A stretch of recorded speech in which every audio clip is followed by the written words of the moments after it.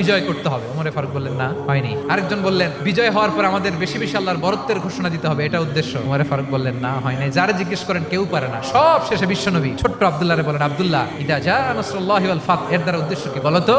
ছোট্ট আব্দুল্লাহ বলেন হুয়া আজালু রাসূলিল্লাহ, এই আয়াত দ্বারা বিশ্বনবীর বিদায়কে উদ্দেশ্য নেওয়া হয়েছে। ওমরে ফারুক বলেন হাযা হুয়া, এটাই তো সঠিক উত্তর, এটাই সঠিক তাফসীরে আয়াতের। কারণ ইদা জা নাসরুল্লাহি ওয়াল ফাত, যখন আল্লাহর সাহায্য আর বিজয় আসবে, ওয়া রাআইতান নাসা ইয়াদখুলুনা ফি দীনিল্লাহি আফওয়াজা, আপনি দেখবেন দলে দলে ঢলে ঢলে বানের পানির মতো মানুষ ইসলামের দিকে ঢুকতেছে। ইসলামের বিজয় হয়েছে। তো ইসলামের বিজয়ের মিশন নিয়ে নবী আসছে, বিজয়ী যখন হয়ে গেছে এখন তো নবীর বিদায় হবে। জোরে বলেন ঠিক কিনা?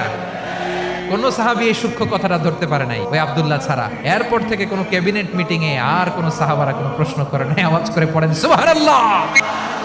বিশ্বনবী আব্দুল্লাহ ইবনে আব্বাসকে দ্য এডুকেটর অফ দ্য উম্মাহ, উম্মার শিক্ষাবিদ হিসেবে গ্রহণ করেছেন। আওয়াজ করে পড়তে হবে আল্লাহু আকবার।